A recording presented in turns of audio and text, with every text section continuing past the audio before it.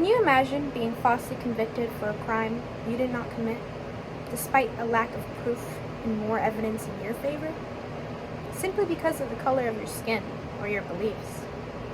Then having your life stripped away from you, while you're set in a way that renders you worthless, all because of something you didn't do.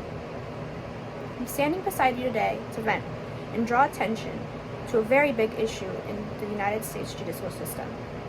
There is an unbelievable amount of misconduct, injustice, and prejustice presently, and there are plenty of cases that have sadly occurred and are still occurring today, which is frankly humiliating. Fortunately, there is an organization fighting for those victims who have been wrongfully accused of a crime they did not commit, the Innocence Project. I want to talk about a man named Malcolm Alexander. According to the Innocence Project in New Orleans, Alexander was wrongfully accused in 1980 for a crime of rape, a disgusting crime.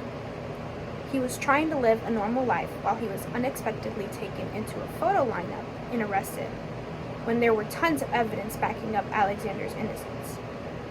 Unfortunately, Alexander served 38 years of a crime he did not commit. That is when the Innocence Project comes in. According to their website, the Innocence Project, ladies and gentlemen, is a special program in which they fight for the wrongfully convicted through DNA testing and reforms, which the judicial system failed to do so. So that is why we can try to prevent future injustices for people like this innocent man. I want to continue Alexander's story. On the Innocence Project website, it provides his story along with many others. There, it states he was wrongfully accused by a young woman in Louisiana. When she gave her description, it was far off what Mr. Alexander actually looks like.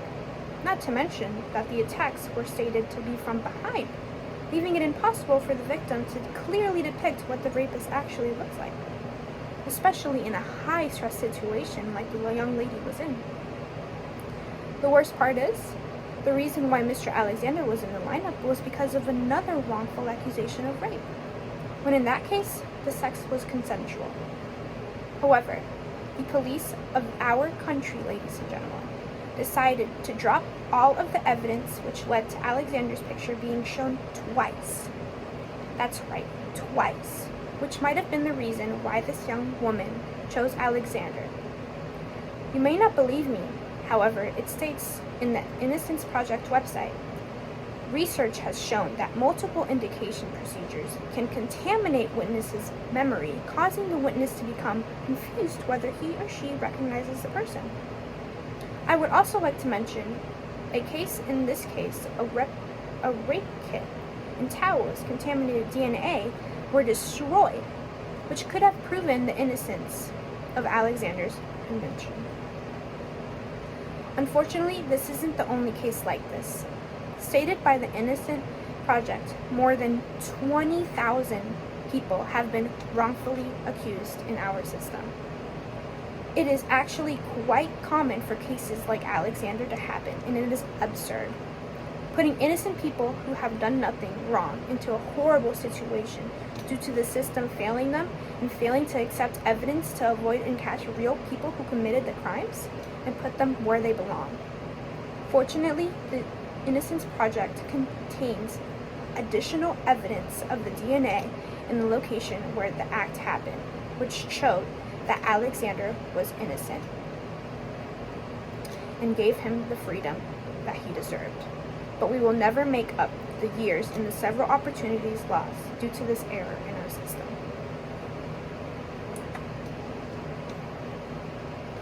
The Innocence Project mission, directly taken from their website, states, "We work to free the innocent and prevent wrongful convictions and create fair, compassionate, and equitable systems in our justice for everyone." They find ways to prove innocence through the use of DNA testing and working to reform the criminal's justice system to prevent future injustices. Let's talk numbers. According to their page, the number of years their clients have collectively spent wrongfully incarcerated is 3,777 years. They have had 243 victories to this day, and 196 victims have been executed by DNA. On their page, it provides many more numbers that are just unbelievable. However, this wonderful movement provides restoring freedom, a start to transforming a disappointing system in the United States that has been set up, and create an impact that is beautiful. And you can too. Although you may think you can't help or you don't have the time, the Innocence Project provides several easy ways that you can help out, like signing petitions, volunteering, donating, and etc.